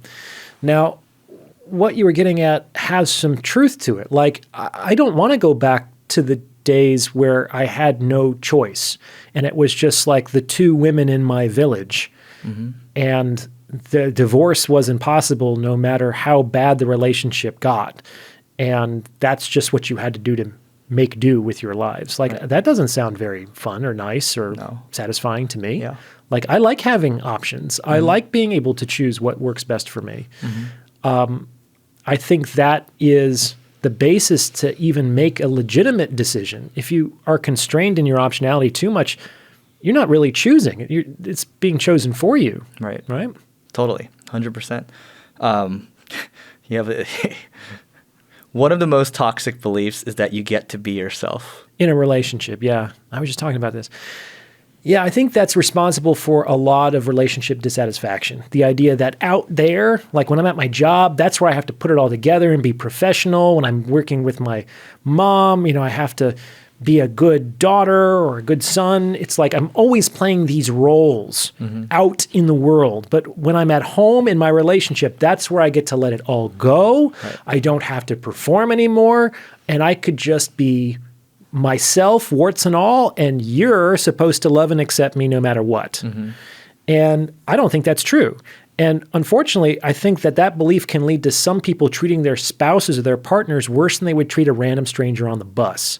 Like, in my mind, relationships are roles. You only get to stop playing the role when you're alone. Like, having a boyfriend or a husband or a girlfriend or a wife is a privilege, just like having a job is a privilege. If you think you can show up and dispense with professionalism and just expect that everyone should enjoy working with you and you deserve your paycheck, that's absurd and narcissistic. No entitlement. It's extremely entitled. But the idea here is that I should be accepted by you, and so I can dispense with being attractive, I can dispense with being kind, I can dispense with being respectful, because that's for the other people.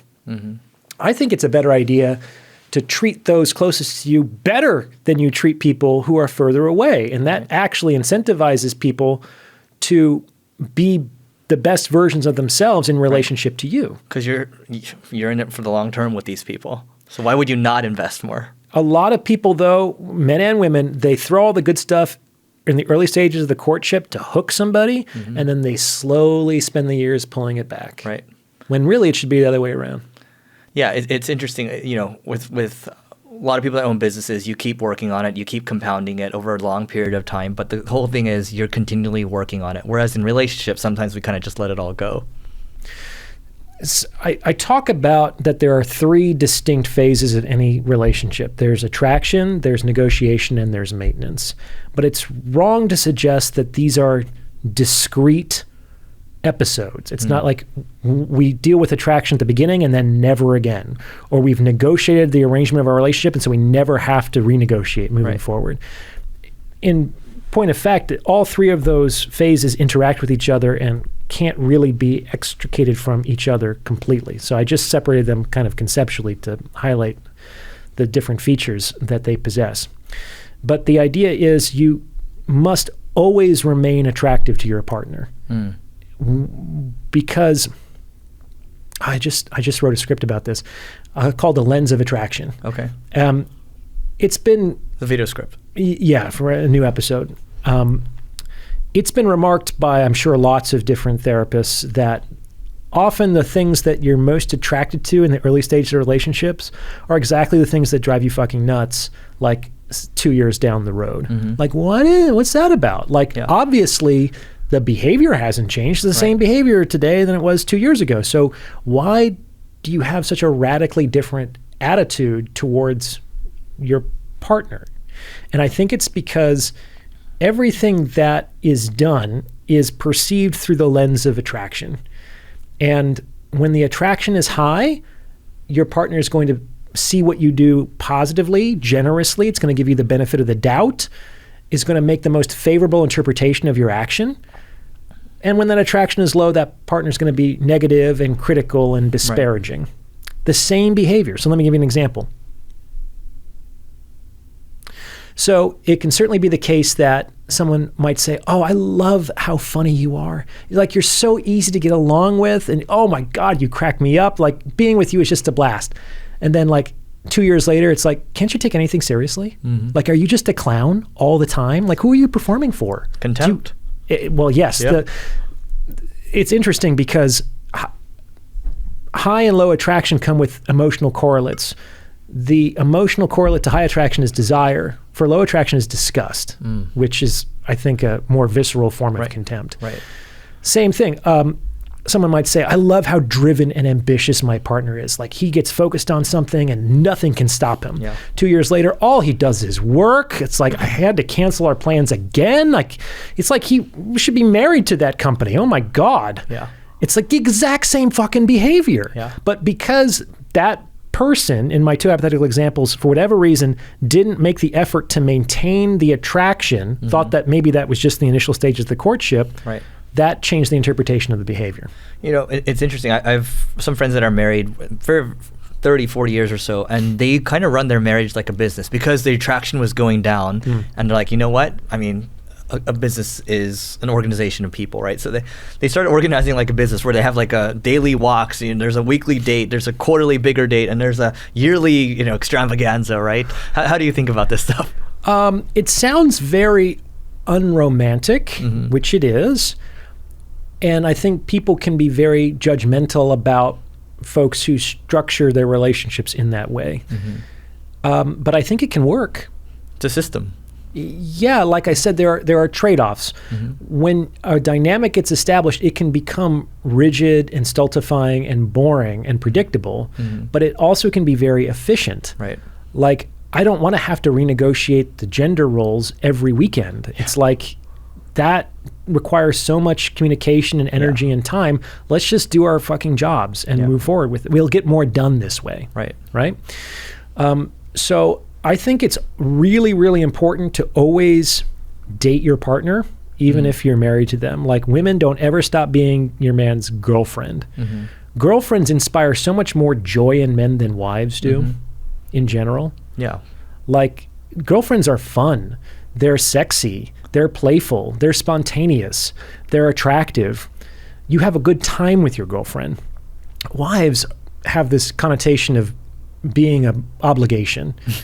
Right? The old ball and chain. You don't say that about a girl that you're just dating, right? Yeah. So I think that it's important for both partners to remain their boyfriends or girlfriends for each other, and that will help to keep some of the attraction alive. I like that. You have a quote here that connects well. It says, beautiful women make men want to be better. They generally do, right? Yeah. This is kind of important because if a guy is too rational and he looks at the cost benefit return on a lot of relationships, and especially marriage, he might think, well, this doesn't make a lot of sense. Like, what's in this for me? Like, it just seems like a lot of risk and downside and obligation and et cetera, et cetera. Now, we can make a case, as some people like Jordan Peterson have done, to say that that obligation, that restriction is actually a good thing. You just don't know it yet because it's going to be the crucible through which you transcend and transform yourself. It's like, there's probably some truth to that, for sure. But purely rationally, that relationship arrangement doesn't make sense to a lot of men. So why do men do it? On some level, they have to be so into the woman that they're willing to do something kind of nutty. And the more attractive a woman is, the more likely that guy isn't thinking with his brain. You know what I'm saying? 100,000%. It's like I felt this in my own life. There are certain women that have motivated me to do things that I would never do with less attractive women. You'd move heaven and earth. Well, sure. Yeah. And it's not entirely based on the physical phenotype, though it's strongly related to that. And that's unfortunate because there's only so much a woman can do to improve, let's say, what she's working with. Right. But almost everybody can be more attractive than they currently are. Attraction is really the ability to command attention. And there's lots of different ways to command and maintain attention. Right. And women who learn how to do that will get more of what they want from men. Right. Has the growth of your YouTube helped a lot with that? With commanding attention? Yeah. Oh, yeah, I get propositioned all the time these days. Yeah. How often? What does it look like? Oh, like daily. Yeah. They show up in my DMs, this, that, or the other. Yeah. Women often aren't as direct, though they certainly can be. Like sometimes they just send pictures or videos, and it's like, wow, okay, this is nice. But oftentimes they want to like debate an idea, or they come with praise, or they try to tease me or say that I'm wrong. Like those are probably the three primary ways that women flirt. Yeah. So it's all kind of indirect with plausible deniability a lot of the time. Yeah. But yeah, I get a lot of optionality these days. Yeah. It's interesting. I made an episode a while back called "Being Famous is Like Being a Woman." Mm-hmm. Did you watch that one? I've heard this phrase many times. Oh, really? Yeah. Oh, yeah. okay. Yeah. So maybe I inadvertently plagiarized it. Didn't mean to. No, it's all good. So I'm not even that famous. So like everything I'm about to say, you can multiply by 100x with somebody who's actually, an A-list person, right? So I remember about a year and a half into Psychax, when it started to take off, I got an email from a man, from a barber in San Francisco, and he knew I was located in the Bay Area. And he was like, "Oh, Dr. Taraban, love your stuff, man. Every time a new episode comes on, the whole barbershop shuts down and we all listen to it together. We think that you're the best. We'd love to have, come in anytime for a free haircut, man. Our pleasure, our way of saying thanks. Yeah. All the best." And I was like, wow, I didn't take him up on it. But I was moved. I was touched. And it took me a while to figure out that was the first time I had ever been offered something as an adult man, just for being like me. You know what I'm saying? Yeah. Like, wow, somebody wanted to give me a $40 haircut. Like, that was nice of that guy. It feels good, doesn't it? It felt nobody great. does anything for men usually. No one fucking give me anything. You know, it's like I was so touched by the offer of a haircut. Right. You know, right. And then I was like, well, wait a minute. How many times have I personally offered women drinks and meals and travel and time just to lure them into my presence to potentially initiate a sexual relationship? Right. And I'm just one man. Multiply that by 10x, 100x, 1000x, depending on how attractive that woman is. And it's like attractive women just live in a different universe. Right. I remember I was dating a very attractive woman back in the day, and she just thought the world was full of nice people, that people were just going out of their way to help each other all the time. Like if she needed to move, there was always 3 guys who were willing to help her move. And every time she walked to the door, people would hold the door open for her and they offered to buy her food. And did she need anything? It's like, dude, they all wanted to fuck you, sweetie. Yep. No, that's crude. That's crass. They thought I was a good person and they're just good people. And I was like, oh my gosh, can you be more naive? Yeah. But if you've gotten it since the time you were 13, which I'm sure a lot of these precociously attractive girls do, we're not supposed to say that, but that's what happens. It distorts your view of reality. Totally. And it's tough when they start to, get a little older and you don't get the same treatment that you used to get. Yeah. A woman who ages out gets to experience what it's finally like to be a young man. You know what they say? They say, okay, so here's what the fame thing. So they say it's really fun. The journey, the process of becoming famous is really fun. But being famous sucks. Losing your fame is death. I bet it would be really tough. Like once you get a taste of it, it's like, wow, I can't believe I lived the other way for so long. Like being famous is definitely life on easy mode, man.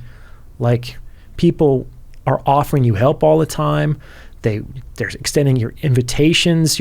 They want to see you. They want to know you. They want to say that they know you to other people. Yeah. Dating becomes significantly easier. You can dictate the hows and the whens and the wheres and the whys. It's great. Yeah. I think the way you've crafted your brand is great. And I have a final part here. The way you've crafted your brand, it's not too in your face, right? It's very calm. It comes from a place of deep thought. Whereas, other dating shows or whatever. It's a little hardcore. We'll just leave it at that. But okay, so you've gained more of a following, especially on YouTube. How is living in Napa conducive to your dating life? Oh, it's not. There's nothing going on in Napa in terms of a dating life. I'm just curious, yeah. Napa is a beautiful, peaceful place, but it's also a little stodgy. Like the average age is 50. I was over living in the city. It was a little too extra for me, but Napa does feel like a retirement community from time to time, a very pleasant, beautiful retirement community. Right. But that's why I love that I get to travel these days. So I get to have my peaceful little life, and then I get to experience other cities and excitements from time to time. And that balance really works for me. Got it. Okay, so it's your home base, but you're hopping around a lot. You're traveling quite a bit. Yeah, I think I need both. Okay, Yeah. got it. And are you getting invited to speak at conferences now, things like that? I've been invited to talk at a few conferences, and I've attended. They've been a really great experience on the whole. Like I have yet to have a negative experience with my fame. I'm sure that it will happen at a certain point in time, but like I haven't had an antagonistic interview. Yeah. When people stop me in the streets, they're very respectful, and like it's great, man. I mean, it's very moving. I don't take it for granted because it's all a very new thing for me. You know what's funny? I didn't tell you this, but so I've had some female friends watch the last interview that we did, and they're like, "This is fantastic. I'm never showing my boyfriend." So it's like, this shit's good, but like we're not giving this knowledge to the boyfriend. Yeah, I think women often already understand a lot of the things that I talk about. Like maybe you've heard that men are in love and women are in business kind of a thing.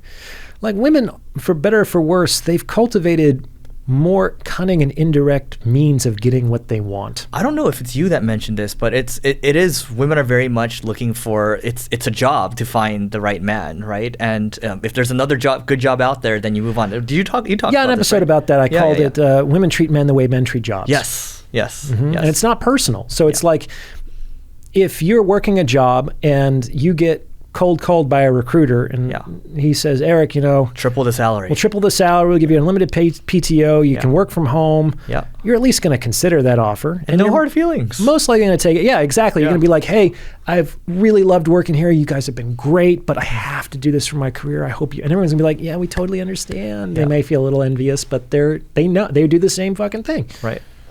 Last thing over here. So I was choosing between two, but I'm going to choose this one. So I'm paraphrasing here. Men who cheat are just as happy as men who don't. That's what the research says in terms of their relationship satisfaction. Yeah. Like there's no statistical significant difference between those two groups. However, there's an enormous difference in relationship satisfaction between women who cheat and women who don't.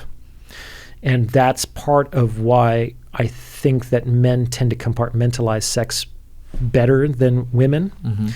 That for women, sex is more bound up with emotional outcomes and reasons than for men. Right. And I mean, it's something they have to gatekeep. So it's something they have to gatekeep. Yeah, they do. And they're more likely to open the door for a man that they feel authentically attracted to. Yeah. 100%. Which is pretty rare, I think, for a lot of women.